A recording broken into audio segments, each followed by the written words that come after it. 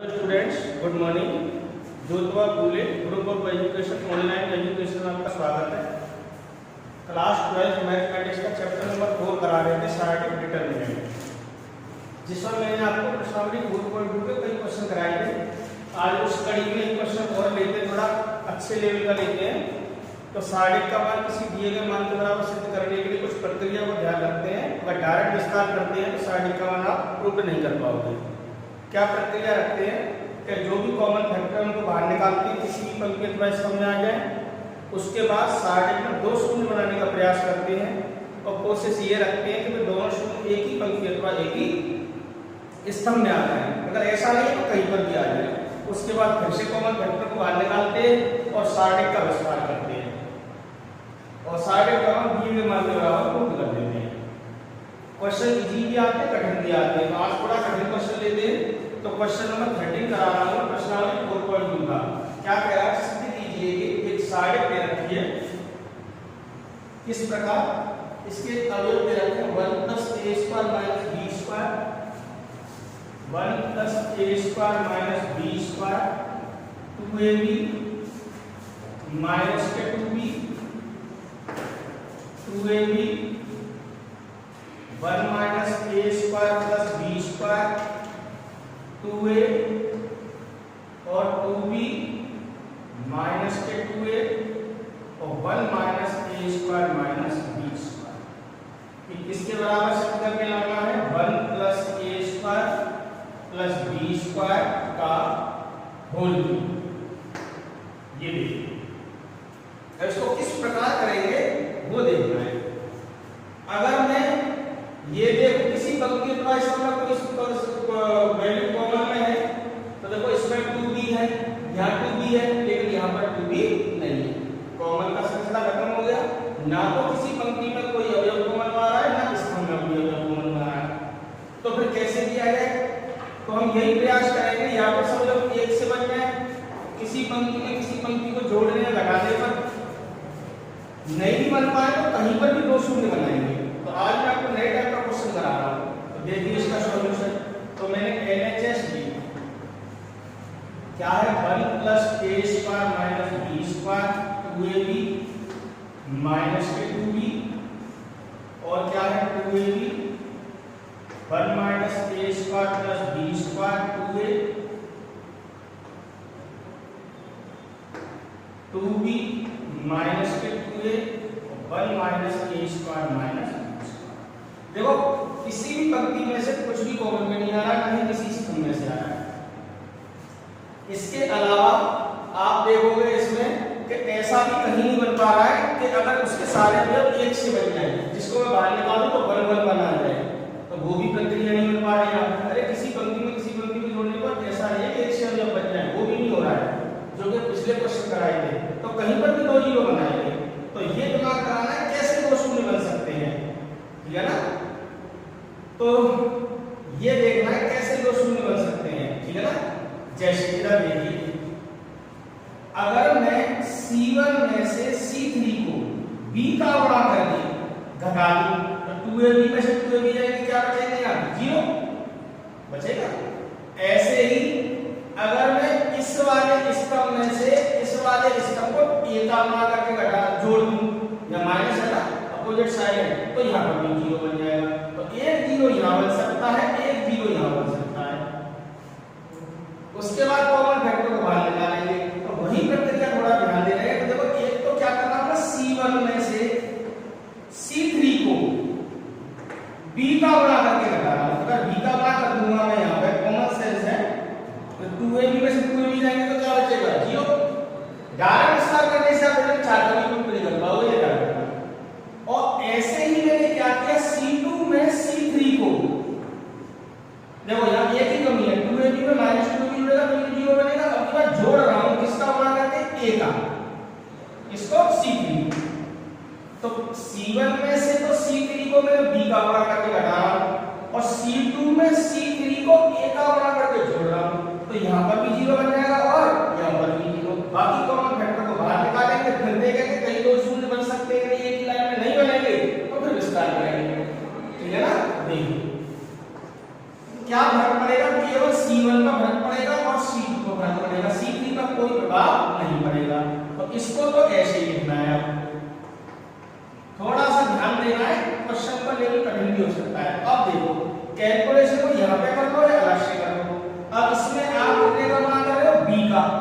इसमें, तो माइनस के 2b² हो जाएंगे, इसमें से घटेगा तो देखो क्या आएगा, माइनस के 2b² को घटाओ 1 माइनस a² माइनस b² में तो क्या आएगा, ये अलग से कैलकुलेशन कर लो, 1 प्लस a² माइनस b² में से किसको घटाओगे, इसको गुणा किसका चल रहा है, b का, तो b का गुणा करोगे तो 2b² हो जाएगा, माइनस तो घटाना है आपको, तो क्या आएगा 1 प्लस a² माइनस b² और ये माइनस माइनस क्या हो जाएंगे प्लस के, तो क्या बचेगा 1 plus a² plus b², 2b² plus b² जाएंगे, तो यहाँ पे क्या आने वाला है 1 प्लस a² प्लस b², इसमें से इसको घटाओगे b का गुणा करके 2ab में से 2ab जाएगा, क्या बचेगा 0, इसको गुणा करना है b का, इसमें से घटाना है, अलग से करोगे तो 2b में से इसको घटाना है 1 माइनस a² माइनस b², वो भी किसका गुणा करके b का, तो थोड़ा सा सरल करके लिखना 2b माइनस के b प्लस के ab अंदर गुणा करो a² b प्लस के b², अरे माइनस b का इसमें गुणा हो गया माइनस b प्लस के a² b प्लस के b², 2b में से b जाएंगे b बचेगा, ये आएगा पूरा सिस्टम।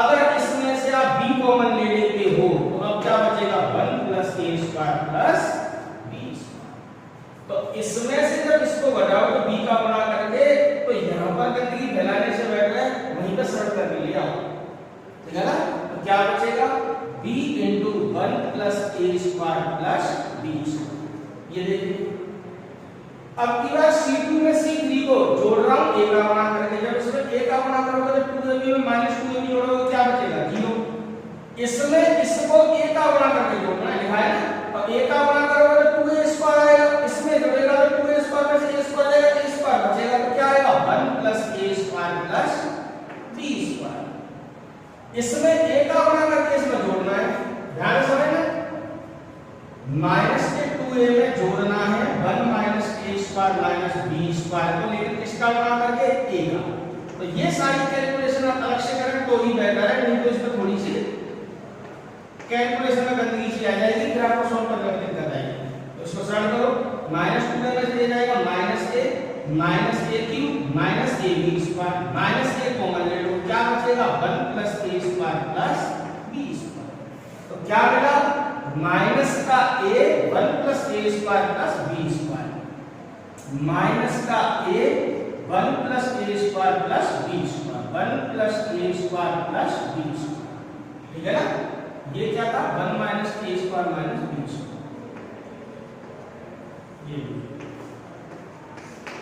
ये क्या है 1 प्लस a² प्लस b²,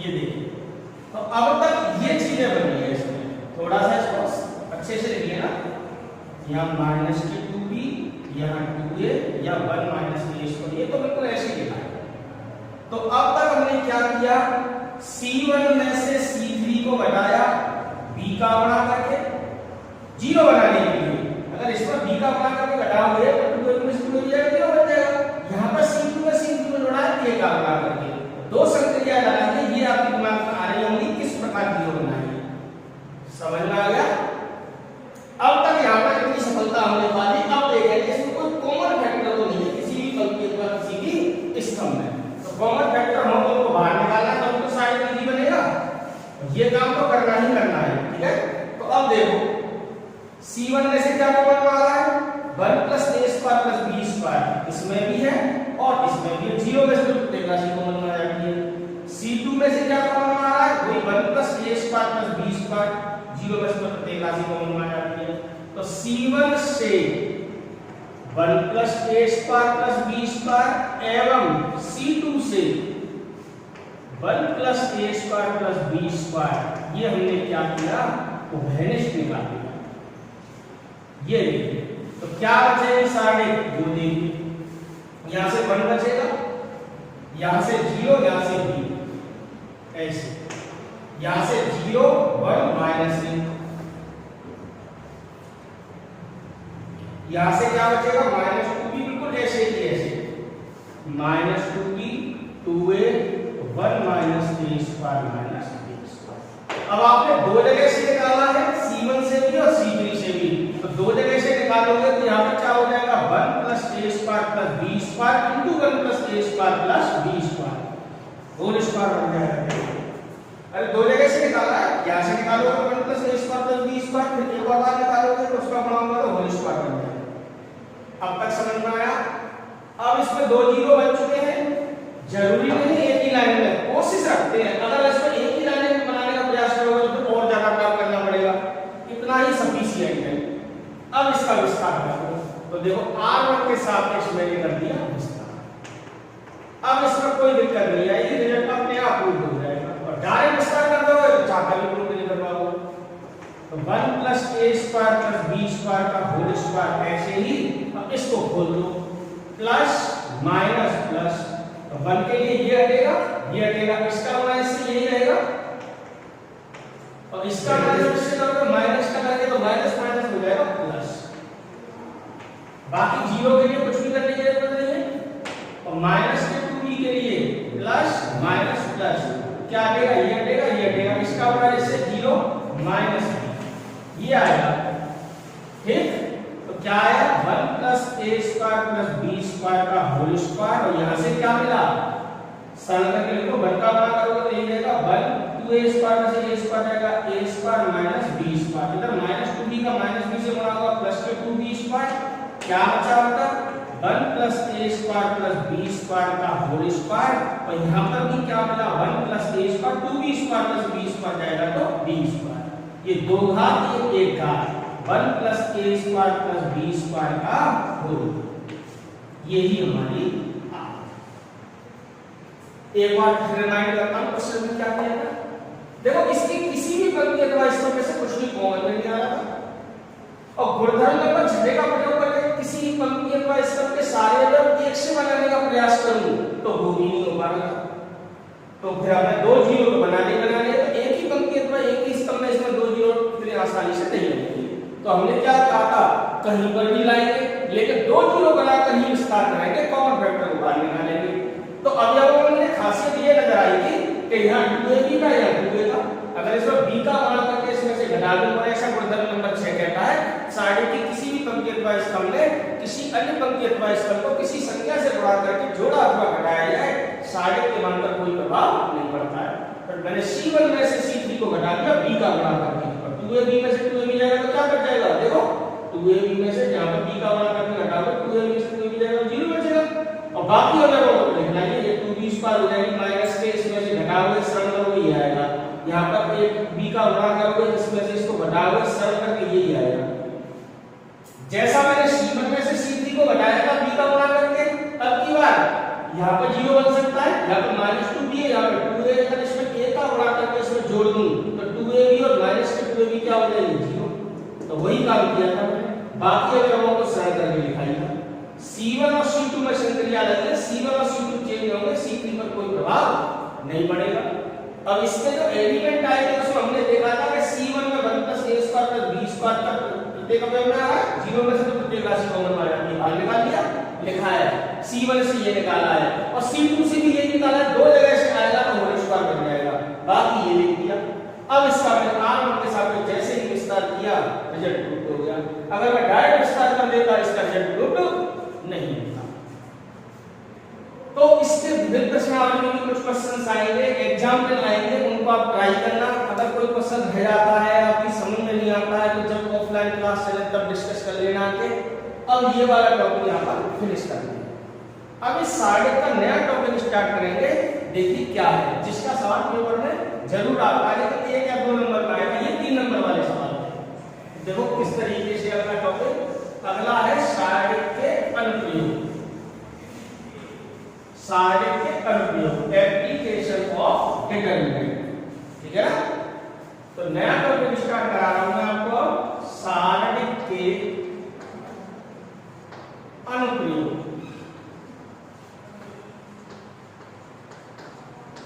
बहुत ही इंपॉर्टेंट टॉपिक है ये, इसका पेपर में जरूर सवाल मिलेगा, एप्लीकेशन ऑफ डिटरमिनेंट। पहले इसकी थोड़ी सी थ्योरी समझते हैं, ठीक है ना। तो सबसे पहले इसमें यूज होता है साइड का, कहां पर यूज होता है? त्रिभुज का क्षेत्रफल ज्ञात करने में, त्रिभुज का क्षेत्रफल, एरिया ऑफ ट्रायंगल, ठीक है ना। साइड के अनुप्रयोग का पहला टॉपिक है ये एरिया ऑफ ट्रायंगल। हम त्रिभुज का क्षेत्रफल ज्ञात कर सकते हैं साइड के द्वारा। कैसे? तो उस त्रिभुज का क्षेत्रफल, उस त्रिभुज का क्षेत्रफल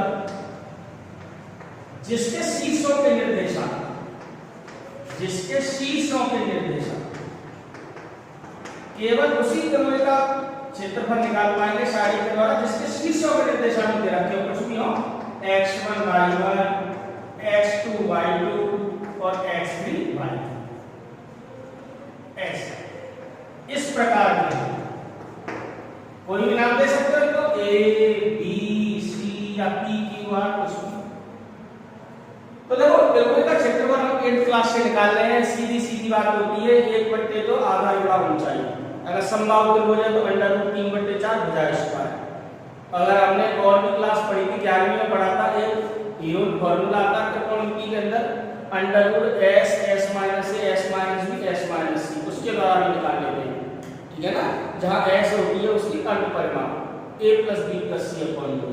अगर शीर्षों के निर्देशांक दिए हो तो ये भी हमने 9th क्लास में पढ़ा था, 10th क्लास में 1/2 x1 y2 - y3 + x2 y3 - y2 y1 + x3 y1 - y2 x1 y2 - y3 + x2 y3 y3 - y1 + x3 y1 - y2, 1/2 लगा।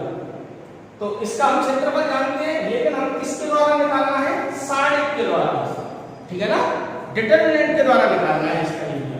तो मैं ऐसे त्रिभुज का क्षेत्रफल ज्ञात करने जा रहा हूं जिसके शीर्षों के निर्देशांक दे रखे हैं, जैसे ये x1 y1, ये x2 y2 और ये x3 y3। तो हम क्या करेंगे, वो वाला फॉर्मूला लगाएंगे 9th क्लास 10th क्लास वाला, 1/2 x1 y2 ये होता है ना त्रिभुज का क्षेत्रफल, 1/2 x1 y2 - y3 plus x2 y3 - y1 plus x3 y1 - ये होता है त्रिभुज ABC का क्षेत्रफल। ये हमने पढ़ा था 10th क्लास में। अब हमें क्या करना है साइड के द्वारा, तो हम क्या करेंगे, इस त्रिभुज ABC का जो क्षेत्रफल होगा ये डायरेक्ट निकल जाएगा, बस क्या करना है 1/2 लिखना है और इसके शीर्षों को लिख देना है, x1 y1 x2 y2 और x3 y3। दो स्तंभ को ऐसे बनाने हैं और तीसरे स्तंभ में 1 1 1 लिख देना है। क्या करना है 1 1 लिख देना है। तो ये त्रिभुज के क्षेत्रफल को ज्ञात करने का फॉर्मूला होता है साइड के द्वारा, 1/2। फिर साइड के अंदर क्या लिखना है, पहले स्तंभ और दूसरे स्तंभ में इनके निर्देशांकों को बता देना है, x1 y1 x2 y2 x3 y3 और थर्ड कॉलम में उसमें क्या लिख देना है 1 1 1। जब मैं इसका विस्तार करूंगा तो इसके बराबर ही आएगा, चाहे तो आप विस्तार कर लेना c1 के सापेक्ष, ठीक है ना। वैसे तो किसी के सापेक्ष किया जा सकता है, साइड का मान निश्चित होता है, लेकिन c1 के सापेक्ष करोगे तो x1 के लिए ये हटेगा, ये हटेगा y2 - y3 यही आ जाएगा, माइनस x2 के लिए ये हटेगा, ये हटेगा y1 - y3 माइनस कॉमन लो तो y3 - y1 हो जाएगा, माइनस माइनस प्लस भी हो जाएगा, और प्लस x3 के लिए ये हटेगा, ये हटेगा y1 - y2 हो जाएगा। तो ये बात और ये बात तो सेम है, ठीक है ना, कोई प्रभाव नहीं पड़ेगा इस पर। अरे आपको प्रसार करके देखो, जैसे c1 के सापेक्ष आपने इसको खोला, किसी के सापेक्ष खोल सकते हो, तो 1/2 क्या आएगा x1 ये हटेगा, ये हटेगा y2 - y3 आएगा, माइनस x2 के लिए ये हटेगा, ये हटेगा y1 - y3 प्लस x3 के लिए ये हटेगा, ये हटेगा y1 - y2। ये साइड का विस्तार कर दिया, c1 के सापेक्ष किया, वैसे आप किसी के सापेक्ष कर सकते हो। तो 1/2 x1 y2 - y3, अब इसमें से माइनस कॉमन ले लो, अब ये प्लस का हो जाएगा, ये माइनस का, माइनस माइनस क्या हो जाएगा प्लस, क्या आएगा y3 - y1 plus x3 y1 - y2। तो आपने देखा दोनों फॉर्मूले बिल्कुल सेम आ गए, तो हम ये वाला फॉर्मूला न लगा के डायरेक्ट साइड के अभी हमने लगा लेंगे, यहाँ पर शीर्षों में निर्देशांक को विस्तार कर देंगे और रिजल्ट अपने आप आ जाएगा। तो यहाँ पर कांस्टेंट वैल्यू चलेंगी 1 2 3 5 कुछ भी, तो जल्दी से कैलकुलेशन हो जाएगी। तो पहला यूज यही है इसका डिटरमिनेंट का कि हम ऐसे त्रिभुज का क्षेत्रफल ज्ञात कर सकते हैं जिसके शीर्षों के निर्देशांक दिए हैं, ठीक है ना। तो ये हो गया। इसमें दो बातें ध्यान रखनी है, मैं इसका एग्जांपल भी दूंगा तुम्हें भी। अगर दो बातों का ध्यान रखना है, क्या क्या बात ध्यान रखनी है? देखो क्षेत्रफल एक धनात्मक राशि होती है, अगर बाई में इसको सरल करने पर उत्तर नेगेटिव में आ जाए तो माइनस चिन्ह को छोड़ देना है, और जो भी रिजल्ट आए उसमें माइनस चिन्ह को छोड़ देना और आगे लिखना है वर्ग का, ठीक है ना। तो ये बात का ध्यान रखना, क्षेत्रफल एक धनात्मक राशि है,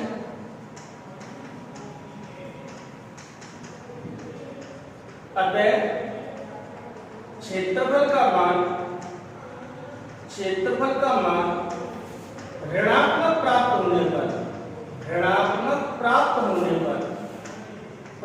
होने पर माइनस चिन्ह को छोड़ देते हैं। ये आप ध्यान रखना, ठीक है ना। उत्तर नेगेटिव में मत लिख के आना, ठीक है ना। एक बात।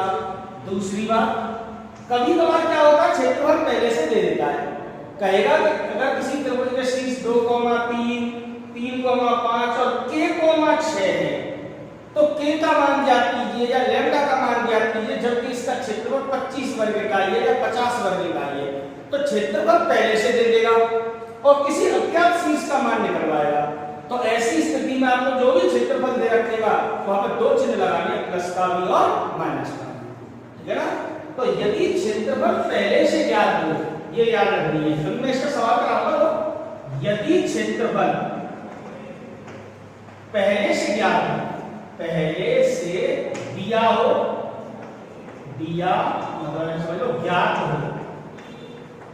तथा किसी शीर्ष में अज्ञात राशि, अननोन वेरिएबल, अज्ञात राशि का मान ज्ञात करना हो, तो ऐसी स्थिति में अगर आपको लेटर से छोटे दिखाई दे रहे हो तो जो मैं बोल रहा हूं उसके अकॉर्डिंग लिख लेना वीडियो में से, लेक्चर में से। यदि क्षेत्रफल पहले से ज्ञात हो तथा किसी शीर्ष में अज्ञात राशि का मान ज्ञात करना हो, तो ऐसी स्थिति में दोनों चिन्ह लेते हैं। दोनों चिन्ह क्या मैटर है, एक क्वेश्चन समझ में आएगा। दोनों चिन्ह प्लस तथा माइनस जो भी है लेते हैं, दोनों चिन्ह लेते हैं, प्लस तथा माइनस चिन्ह लेते हैं। तो ये कुछ खास बातें थी, इनको याद रखना है, ठीक है ना। तो देखो कैसे निकालेंगे हम त्रिभुज का क्षेत्रफल। तो हालांकि इसमें और भी टॉपिक है, 3 बिंदुओं का सरलेख कैसे दिखाते हैं और 2 बिंदुओं से जब होकर गुजरने वाली रेखा का समीकरण कैसे निकालते हैं। फिलहाल इस टॉपिक का मैं एक सवाल कराता हूं जिससे आपको टॉपिक क्लियर होता जाएगा और ये प्रश्नावली 4.3 कंप्लीट हो जाएगी। तो देखो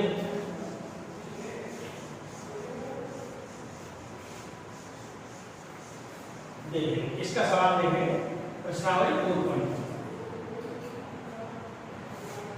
छोटे छोटे सवाल है, ज्यादा टाइम लगता है इसमें, और पेपर में आते हैं, बहुत बार पूछे गए हैं, ठीक है ना।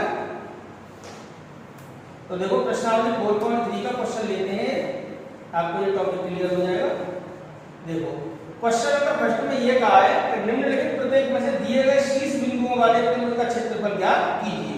आप कोई सा ले सकते हो, थर्ड पार्ट ले लो, तुम्हें कठिन लगेगा थर्ड पार्ट इसीलिए लेता हूं, कठिन ही ले लो, कोई दिक्कत नहीं। शीर्ष दे रखे हैं, क्या क्या दे रखे हैं, -2, -3, इसको x1 y1 कह देना, ठीक है ना। दूसरा शीर्ष दे रखा है 3,2, x2 y2 कह देना, ठीक है ना। और तीसरा शीर्ष क्या दे रखा, -1, -1, इसको x3 y3, इतना तो कह लोगे। ये a नाम दे दो, b नाम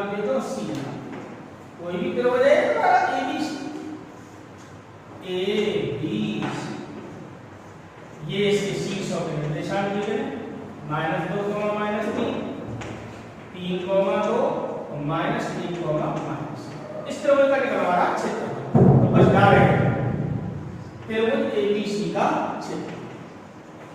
फॉर्मूला क्या लिखा है, 1/2 60 बना देंगे बस, x1 y1 x2 y2 x3 y3 और यहाँ 1 1 ये याद रखना पड़ेगा, ठीक है ना।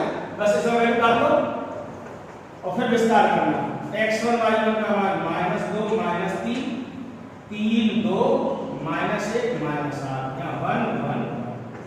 अब देखो ये तो कांस्टेंट वैल्यू है, आप कोई रिजल्ट प्रूव करने थोड़ी जा रहे हैं, 102 जीरो बनाने का प्रयास करोगे। हालांकि प्रयास कर सकते हैं, इसमें से इसको घटाएं, इसमें से, लेकिन इतनी कैलकुलेशन करने की कहां आवश्यकता है। अब तो डायरेक्ट विस्तार करेंगे, तो डायरेक्ट विस्तार करेंगे अपना रिजल्ट आ जाएगा, ठीक है ना। अब वो फॉर्मूला ही लगाना है 10th क्लास वाला, ठीक है ना। तो बस विस्तार करो, किसी के सापेक्ष कर सकते हो, इसमें कोई टेंशन नहीं है। r1 के सापेक्ष ही कर लो आप,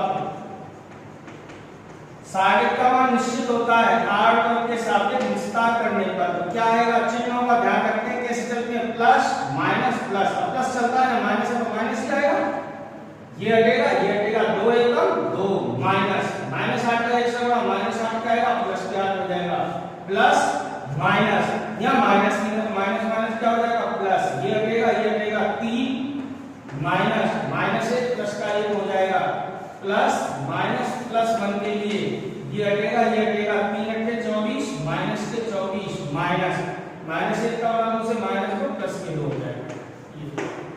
चेक कर लो, -2 के लिए ये हटेगा 2 एकम 2 माइनस माइनस 4 प्लस 4 हो गए, माइनस प्लस माइनस आएगा और माइनस ऐसे ही तो माइनस माइनस क्या होगा प्लस, ये हटेगा 3 एकम 3 माइनस माइनस 1 आएगा प्लस का 1 हो गया, प्लस माइनस प्लस 1 के लिए ये हटेगा माइनस के 24 माइनस माइनस के 2 प्लस के 2, तो सरल कर दो बस क्या आएगा 8 - 8 और 2 10 10 दूनी 20 3 और 1 4 4 दिया 12 माइनस के 24 और प्लस के 2 माइनस के 22 ही आ जाएगा। क्या आएगा 1/2 माइनस 20 और माइनस 22 माइनस के 42 और प्लस के 12 माइनस के 30 बचेंगे, ठीक है ना। 2 से कटेगा 15 बार, क्या आया -15, माइनस चिन्ह को छोड़ दोगे 15 वर्ग। तो मैंने लिखा था अगर कैलकुलेशन सॉल्व होने पर माइनस का चिन्ह आ जाए तो क्षेत्रफल कभी ऋणात्मक नहीं होता है, तो अंत में क्या करना माइनस चिन्ह को छोड़ देते हैं। तो प्लस का था तो कोई टेंशन नहीं थी। देखो इसका आंसर मिला के कितना दे रखा है, आप देखेंगे तो 4.3 का पहले का थर्ड पार्ट, 4.3 पहले का थर्ड पार्ट,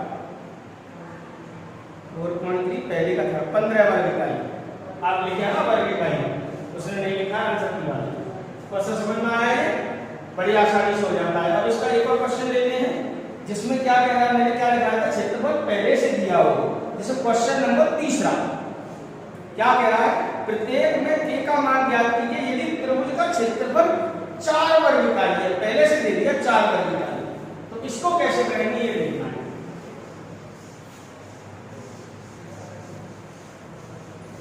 देखो क्वेश्चन नंबर कराता हूं मैं तुम्हें 3 क्षेत्रफल पहले से दिया है, k का मान निकालना है, कोई सा ले लो, पहला पार्ट ले लो k, 0 4, 0 0, 2 k, 0 कोई सा ले सकते हो आप 4, 0 और 0, 2 ये a b c नाम दे दो। क्षेत्रफल पहले से दिया है, त्रिभुज ABC का क्षेत्रफल कितना दे दिया उसने हमें, k का मान निकलवा रहा है, कितना दे रखा है 4 वर्ग इकाई। तो मैं त्रिभुज का क्षेत्रफल वही 1/2 x1 y1 k 0 x2 y2 4 0 x3 y3 0 2 भैया 1 1। तो मैंने क्या लिखा था, क्षेत्रफल पहले से दिया हो और किसी शीर्ष में अज्ञात राशि का मान निकाला हो, जैसे कि शीर्ष में ये अज्ञात राशि है, तो ऐसी स्थिति में आपको दोनों चिन्ह बना के चलने प्लस का और माइनस का, मतलब इसका जो क्षेत्रफल है इसको प्लस का भी लिखना है और माइनस का, 2 रिजल्ट आते हैं, ठीक ठीक है ना, ये चीज ध्यान रखनी है आपको। तो ये मैंने इसीलिए ये सवाल कराया है। 2 को आप उधर भेज दो, A01 401 021, और 4 दूनी कितने हो गए 5। अब विस्तार कर दो, किसी भी पंक्ति को इस के सापेक्ष कर सकते हो। पहले ही कर दो, तुम कहोगे सर इसके सापेक्ष कर दो, इसके सापेक्ष कर दो, C2 के सापेक्ष कर दो। चलो चिन्हों का ध्यान रखना है, चिन्ह गड़बड़ मत कर देना। किसी के सापेक्ष किया जा सकता है, चिन्ह कह सकते हैं प्लस माइनस प्लस, या माइनस आएगा प्लस माइनस, तो चिन्ह बदलेंगे माइनस प्लस माइनस। ध्यान रखना इस बात का, माइनस प्लस माइनस, ठीक है ना।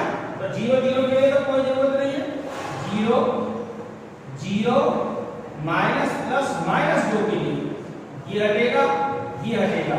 कहां पर है ये, तीसरी पंक्ति और दूसरे स्तंभ, तीसरी पंक्ति दूसरा स्तंभ, इसका गुणा इससे क्या आएगा, -4 का गुणा 1 से 4।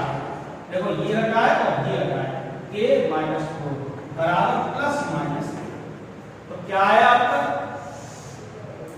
-2 के प्लस के 4, तो 4 दुनिया अंदर गुणा कर दिया ना, तो बराबर प्लस माइनस। समझ में आया। अब एक बार आपको प्लस चिन्ह लेना है और एक बार माइनस, 2 मान दिखाई। तो प्लस चिन्ह लेने पर, प्लस चिन्ह लेने पर क्या आएगा, -2 के प्लस 8 बराबर 8। ये तो ऐसे ही रहेगा, यहाँ पर चिन्ह लेना है, एक बार प्लस और एक बार माइनस। तो -2 के बराबर 8 में से 8 जाएगा 0, तो के बराबर क्या मिला,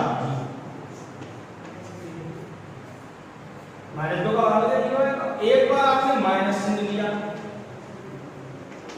माइनस चिन्ह लेने पर तो -2 के प्लस 8 बराबर कितना है, -4 हो जाएगा। 8 को इधर ले लोगे तो -8, तो ये भी -8 हो जाएंगे। तो -2 के बराबर -16 हो जाएगा, -2 से ये गेट बार कैंसिल हो जाएगा। तो के बराबर क्या आएगा, 8। तो आपको देखो 2 रिजल्ट मिलेंगे। तो अतः के का मान, एक तो 0 आया और एक आंसर। तो k का मान चाहे 0 लो चाहे 8 लो, क्षेत्रफल 4 वर्ग का ही आएगा। कहने का मतलब ये है, देखो 4.3 का क्वेश्चन नंबर तीसरे का पहला, 4.3 क्वेश्चन नंबर तीसरे का पहला, 0,8, 2 आंसर। तो सारणिक के एप्लीकेशन जो करा रहे हैं उसमें पहला टॉपिक क्लियर हो गया, त्रिभुज का क्षेत्रफल। तो त्रिभुज का क्षेत्रफल आपने निकाला था, इस तरीके से निकाला, 1/2 x1 y1 1, x2 y2 1, x3 y3 1। सारणिक के अंदर रखकर प्रसार कर देना है, 2 बार का पता करना है। तो पहला एप्लीकेशन क्लियर है। अब देखिए दूसरा एप्लीकेशन।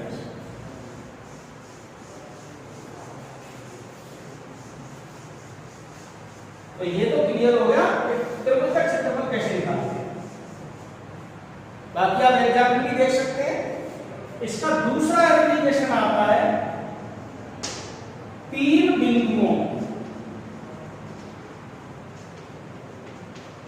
के संरेख होने का,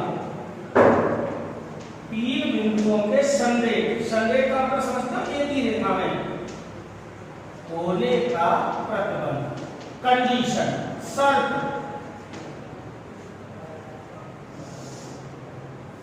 मतलब कंडीशन में कौन सी होती है, condition for 3 points, condition for 3 points to be collinear. Collinear का मतलब होता है एक ही रेखा में, ठीक है ना। अब जैसे मान लो 3 बिंदु हैं, A x1 y1, B x2 y2, C x3 y3। अब वो लोग सिद्ध कीजिए कि तीनों बिंदु संरेख है। भाई संरेख का होता है एक ही रेखा में, तो हम क्या करेंगे, अब सीधी बात है, अगर ये एक ही रेखा में से तो इनसे त्रिभुज बनेगा नहीं, और त्रिभुज नहीं बनेगा तो त्रिभुज का क्षेत्रफल क्या आएगा, 0। तो हम क्या करेंगे, 3 बिंदुओं को जब भी संरेख दिखाना होता है हम त्रिभुज का क्षेत्रफल निकाल लेते हैं। अगर उसका क्षेत्रफल 0 आ जाता है तो हम कह देते हैं कि ये तीनों बिंदु कैसे होंगे, संरेख होंगे। समझ में आ गई। कुल मिलाकर वही बात है जो अभी लिखाई है। तो 3 बिंदु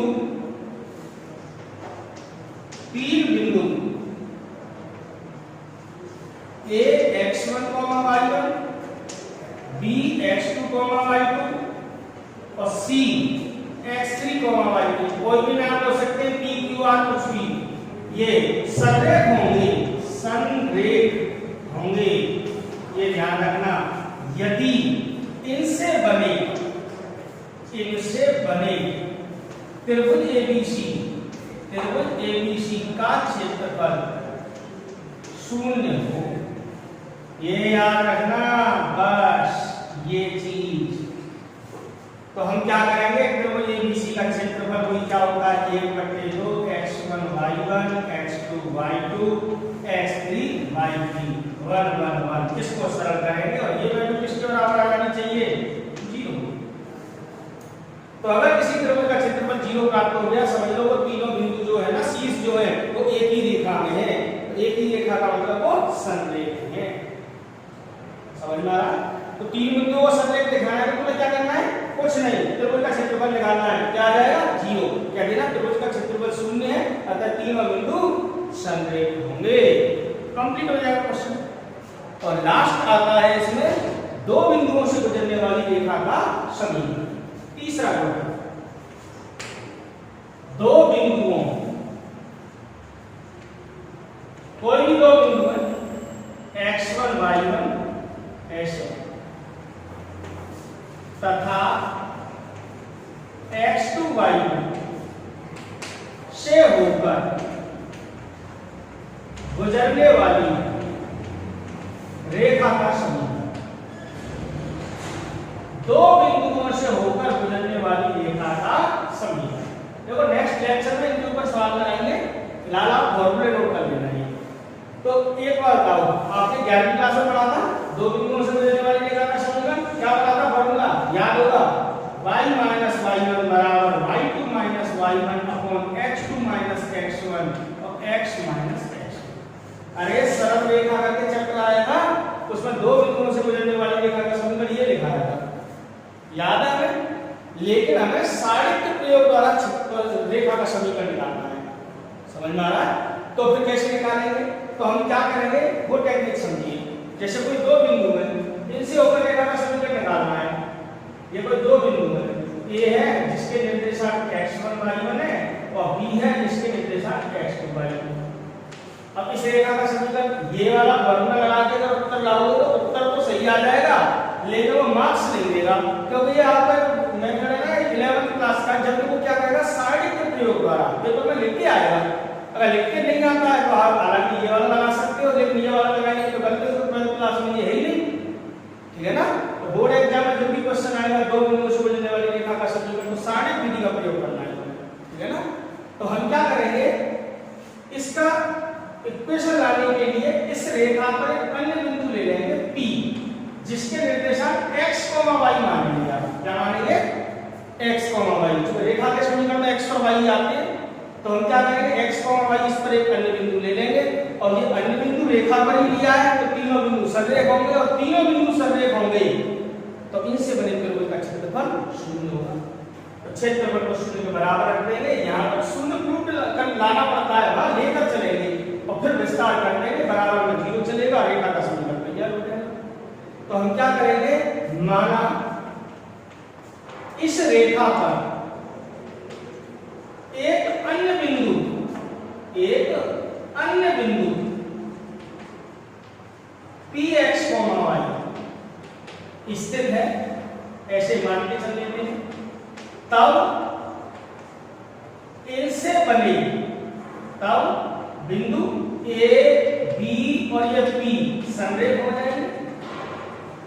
अगर इस रेखा पर ही एक अन्य बिंदु ले लो तो तीनों बिंदु एक ही रेखा में हो जाएंगे, तो संरेख कहलाएंगे, और संरेख होंगे तब इनसे बने, तब त्रिभुज एबीपी का क्षेत्रफल क्या होगा, 0 होगा। मतलब यहाँ 0 प्रूफ नहीं करना है, 0 लेकर चलना है, ठीक है ना। और 0 लेकर चलेंगे क्षेत्रफल को, क्षेत्रफल का फॉर्मूला बताइए, सारे से 1/2 x1 y1 1 x2 y2 1 x3 y3 1। लेकिन x3 y3 लेगा तो कौन आएगा, x y1, और ये वैल्यू काय के बराबर लेंगे, 0। दो को 0 में ट्रांसफर कर देना और इसका विस्तार कर देना, 0 बराबर में चलता रहेगा। तो एक समीकरण बनकर आ जाएगा वही कहलाएगा दो बिंदुओं ए और बी से होकर गुजरने वाली रेखा का समीकरण। Equation of line which passes through two points x1 y1 and x2 y2। केवल विस्तार करना है। तो इन दोनों टॉपिक पर जो क्वेश्चन है वो अगले लेक्चर में लेंगे, क्योंकि एक क्वेश्चन तो कराया भी जा सकता है तो दूसरा नहीं हो पाएगा। तो नेक्स्ट क्लास में इसके दोनों क्वेश्चंस लेंगे।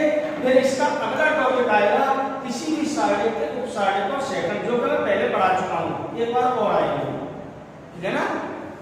तो आज की क्लास में आपको एक टॉपिक समझ में आ गया होगा कि सारणी का प्रयोग कैसे किया जाता है, कहाँ यूज होता है। 3 जगह यूज होता है, फिर दोबारा से सुन लो। त्रिभुज का क्षेत्रफल ज्ञात करने में, 3 बिंदुओं को संरेख दिखाने में और 2 बिंदुओं से होकर गुजरने वाली रेखा का समीकरण ज्ञात करने में। प्रश्नावली 4.3 केवल इसी के ऊपर आधारित है। तो आज के लिए इतना ही।